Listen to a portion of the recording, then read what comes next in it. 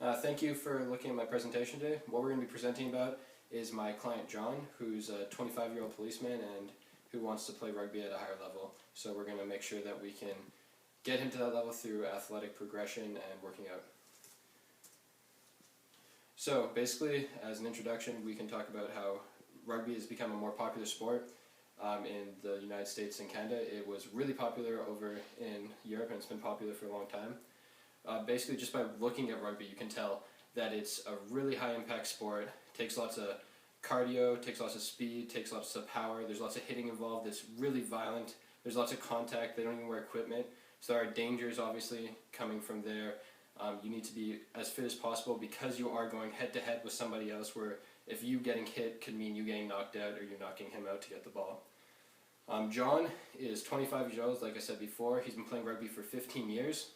Him and his friends decided that they want to go try out for a Wales team. He has about 4 months to go try out for that Wales, and he's come to me to see if I can help him reach his goals of meeting the tryouts and increasing his athletic potential and ability through his speed, his power, and his aerobic and anaerobic endurance. So, basically when we first look at rugby, like I said before, it takes a bunch of different physical aspects of your body. One of the ways they test these is through the player's height, his weight, and his body fat percentage. The reason they do this for height is because they want to make sure that they can assign people to skill positions depending on their height. They have the body fat percentage so that they know how in shape the person is, and also having a lower percent body fat means that they are more likely to have higher lean body muscle and be stronger. And they use the weight just as another general BMI to see how in shape the person is. They also do for strength, they do 1 rep maximum bench press and squat. So if they're doing that to make sure that their upper body is strong so that they can deal with the punishment that their upper body is going to be put through by having that extra padding of muscle. And it's also good in certain situations, like when they're rucking, they're tackling, it's good to have a strong upper body. For lower body, it's really important for their lower body to be strong because they're going through tackles, and when you tackle somebody, it mostly comes from your leg. And when they're pushing in a scrums, same thing, comes from your leg. It's also important to make those explosive movements that rugby goes through a lot of the time. Next we have their power workout or test assessments. So what their test assessments for power is the vertical jump. So it's a good way of assessing how much strength they have and how fast they can propel themselves and use the strength in their legs to see how much force they can produce. Next, for speed, they have the 40-meter sprint, which is a good way to assess their speed, as you get to see how fast the person can go from 0 to 100 as fast or in a small amount of time. And then finally, they do a VO2 max test, and usually because it's such a big group testing, when they do VO2 max tests for rugby players, it's the shuttle test. So they use that to get their most accurate VO2 max and see how good their cardiovascular system works together. Alright, so knowing the things about rugby that we do, there are 4 main things that need to be at top shape when you're playing rugby. So this is anaerobic endurance, anaerobic power, aerobic endurance, and muscular power. So the reason that these are important, anaerobic endurance is very important because of the fact that most of the time the players are either walking or a light jog or something like that until they have to do something like run to try and get a try, or they have to do a ruck where they're pushing really hard. So basically there's lots of sprinting, lots of high intensity activity, and then they have huge breaks in between, so anaerobic endurance is really important. Anaerobic power, it's the same thing. They want to be able to produce that power really fast and get as much force as they can as fast as possible, so that's why anaerobic power is really important, again through not only just for them sprinting, but for them also doing hits and whatever other contact plays they're associated in. Next, the aerobic endurance is really important because of the fact that it'll help them regenerate and recoup after they've done all their sprinting. It helps make their body, it helps make their body recuperate way faster, and also it increases their anaerobic threshold, so they can use the anaerobic system more so before they have to dip into the aerobic system. And finally, the muscular power is again important, so they get the strong push out of their legs and their upper body while they're doing certain activities. Like when they're passing the ball, it's good to have upper body power. When they're making contact hits, it's good to have lower body power strength, so that's why I put that as some of the physiological priorities. So knowing that rugby is a contact sport, there's a lot of injuries that go into it. A lot of the injuries can't be really prevented or anything like that because there's cuts, there's bruises, there's concussions. That being said, there are still some injuries that can be prevented through working out. So there's lots of bone fractures, and one way to increase the bone density of your muscles is to be working out with high weight. So by working out with John with high weight, we can hopefully decrease his chance of having bone fractures. Another thing that can also be prevented is there's lots of sprains and torn ligaments in the knees and the shoulders because of the, again, physical nature of the game. So one way to help that is by increasing the leg strength and the strength of the muscles around his knees, his shoulder. It will help increase the strength of the ligaments and tendons in his shoulders as well, so hopefully that will help reduce the risk of strains and tears in those areas. So next we're going to talk about John himself. So John has gone through his testing with his team that he is not currently playing with, but he'll be playing with in about a month or so. So what we learned about John through those testings is that his sprint speed is it's a little bit under the average of the team, which normally might sound good, but because John is a halfback, he needs to be one of the fastest people on the team, and being average is just not acceptable. The backs are the ones sprinting all the time. They're the ones that are going to be given the ball when they want to try, and they just really need to be fast, so having that isn't good. Also, his vertical jump was, again, under the team average, which is bad because he wants to have strong lower body, because not only are halfbacks one of the people that are running a lot, they're also making a lot of the hits because they are the fastest and they're going to get there first. So he needs to have good power in his legs to produce enough force that he can tackle someone as well as get the sprints going faster. Also his agility time was also pretty low as well. Well, it wasn't low, it was about the same as the rest of the team, but again, because he's a halfback, he's going to be fastest, he needs those agility movers so he can turn on a dime to either make a hit or take a hit or avoid being hit by cutting and whatever other maneuver he wants to perform to try and get away from his tackler. But that being said, John does also have some strengths. John has an amazing upper body strength. He was quite a bit higher than his average team, so this is good again because there's lots of passing with the ball, and he's going to be able to throw that ball farther by having a stronger upper body. He's also going to be meatier up top because of the fact that he has a strong upper body, and that means he's going to be able to take punishment more and give punishment more when he's tackling people. One of the other things that he had that was going for him was his VO2 max was a lot higher than his team as well. So that's going to make sure that John can actually stay in the game. He's going to have more energy during the game, and he's going to be able to recuperate faster during those those large break times that he gets. So knowing that John has weaknesses and strengths, his training priorities are definitely going to be his agility, his speed, and his power in his legs. So the reason for that is because of the fact that he is a halfback. He needs to be fast, he needs to be strong in his legs to make those tackles, and he needs to be able to sprint as fast as he can and out-sprint anybody else on the opposing team for both making those tries and tackling someone. So by increasing his agility, again, he's going to be able to cut in and out of the enemy team and be able to make those tackles and get away from those tackles to get those tries. So this is just a quick overview of the first week of John's training. So basically what we have is, this is just Sunday through Tuesday. The importance of this is there's two anaerobic endurance exercises. We have a lactic capacity and the lactic power as well. So we're working on making sure that he gets that endurance that he needs in his anaerobic abilities. And also by doing these exercises, he's going to be able to get better running mechanics as well. You can also see that we have, on Sunday, there's an Olympic lifting that he's going to be doing. That's going to help with his lower body power and strength, as well as maintain his upper body. And then next we also have his speed and agility, which is on Monday, which is again going to help with his running mechanics. It's going to increase his stride length, his stride frequency, and just make him overall faster.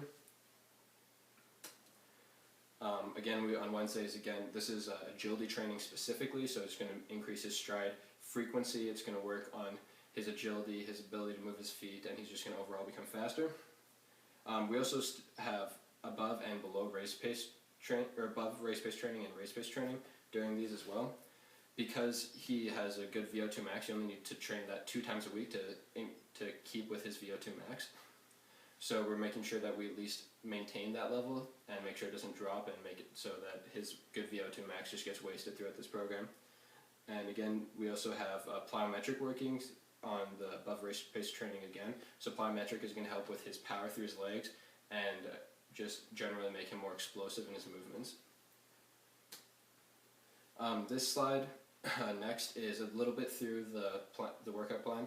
The purpose of this is you see that it's a lot less, this is the 7 days, there's a lot less volume of his workouts because of the fact that this is going to be about a month in, and that's when John starts playing with his regular season team. So we had to decrease the volume, but at the same time we're increasing the intensity to make sure that he's still getting worked out while we're working out with him, but decreasing the volume so overtraining doesn't occur. So we're just doing 3 days a week. He does his above race pace training once, and as well as his power training, which includes both Olympic and plyometric training. We only do above race pace training once because he should be doing those aerobic endurance activities with his team as well, as most coaches tend to do that. The next day is just speed and agility, again increasing his speed, running mechanics, stride length, stride frequency. And finally on the third day we have alactic peak power. So what we're looking for is again increase his anaerobic endurance and make sure that he is going to be as fast as he possibly can. Finally, we have a couple weeks in. This is about a month before he goes for his tryouts for the Wales team. We're going to decrease the intensity but increase the volume slightly so that he is the most prepared he could possibly be when he goes to try out for Wales. So by doing this, we just added another lactic or anaerobic, anaerobic power or training day. So the reason we did that is because of how important his speed is going to be while he's training there, and make sure that he's one of the fastest people on the team. And then the other days more or less stayed the same with a little shuffling of the workouts. Alright, and now we're going to show you the videos that I took with my mock client Matt, and there you go.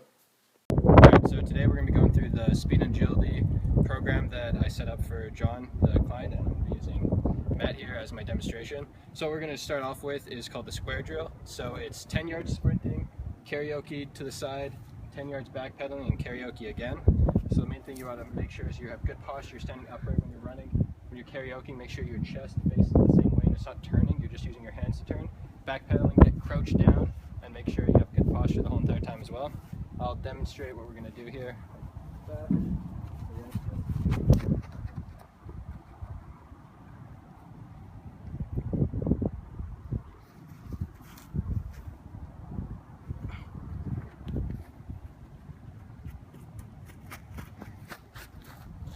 Alright, so yeah, I'm just going to get you to do that once. We've done our warm-up, so that's nice and warmed up. You just go through the whole entire motion once, whenever you're ready. Make sure to get nice and low for the karaoke. Stand straight up with your chest up.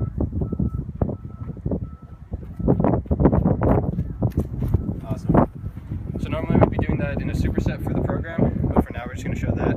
To progress this, what I did is I increased the amount of workouts that was happening each time we worked out, and halfway through I decreased the volume of the workouts and increased the intensity and did to more hard agility workouts. And that's good. Next we're going to be doing the anaerobic threshold, or anaerobic training, sorry. So what we're going to have Matt here do is he's going to be doing 50-meter sprints. He's going to go down into his sprint form, and then he's going to sprint the 50 meters at about 85% of his 100% maximum sprint. Normally we do this for a couple sets where we continually increase how hard it got, but because we don't want to take up that much time, we're just going to do one at 85%, while normally go up to 90 to 95, then 100. So whenever you're ready, Matt.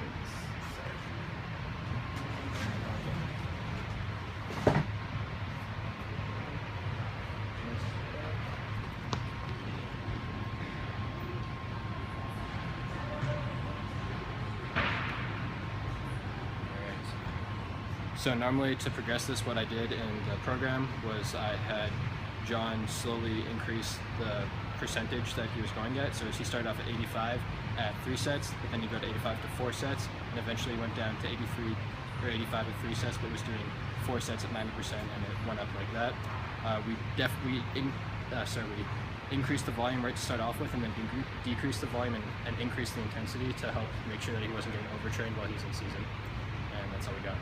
Next we're going to do a plyometric power workout. What it's going to be is going to be a depth jump. It's going to be a high intensity depth jump. We're going to have Matt do about 6 to show off. Normally he'd do like 10 to 12 depending on what stage of the program he is in. So we're going to do that.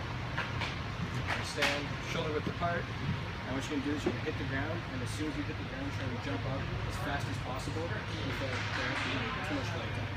So what it is just try and jump up as high as possible. Make sure you're nice posture, chest up, feet shoulder width apart, and use your arms to swing up at the very bottom as well. So let's do about 6.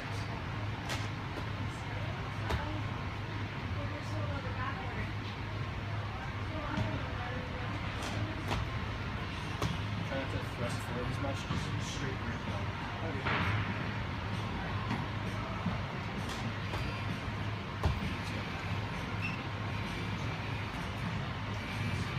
One more. Awesome. So how we're going to progress that in the program is we start off with just the single or double leg depth jump. Normally we go to single leg after this, as well as increase the amount he's doing. Also box height can change as well during the program. And we start off with high intensity or moderate intensity, high volume, and then low volume and high intensity as soon as he gets into training once again.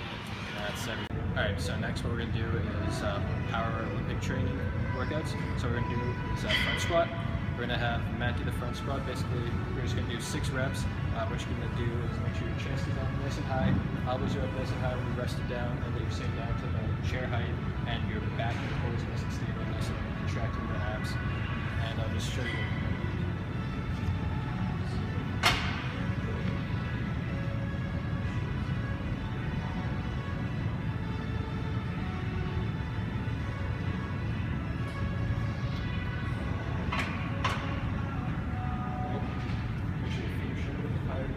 Try to slightly turn it out, not too far. Make sure your back is nice and straight.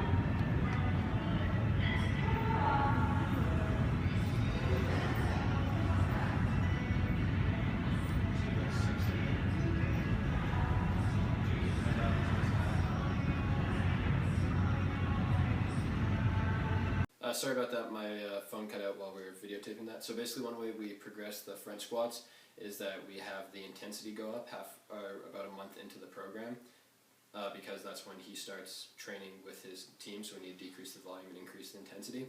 We also increase some of the reps later down on the line, but foremost is increasing the intensity the whole time, and at the very end we increase the volume. So next I'm going to go into the program design. So basically it was broken down into 3 different mesocycles.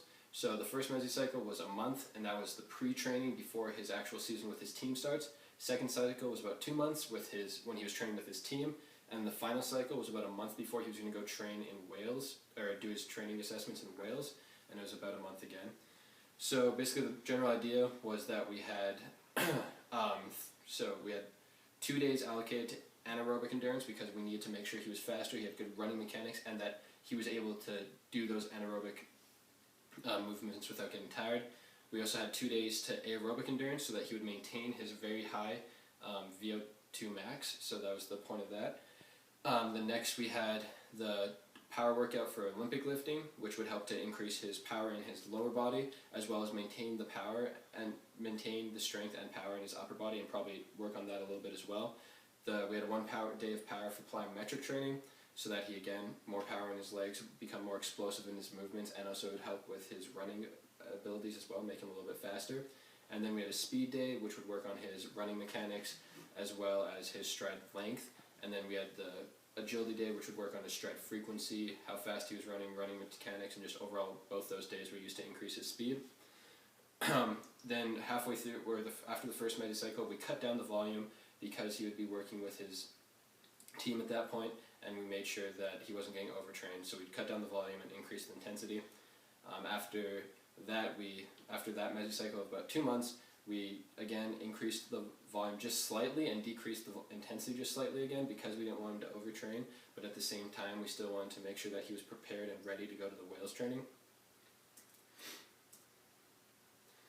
And yeah, that was basically the general idea of the program, was just to make sure that John was able to go through the training that we need him to make sure that he increased in all of the powers, in the power, speed, agility, and anaerobic capabilities, but still make sure that he wasn't getting overtrained and that he maintained his aerobic capabilities.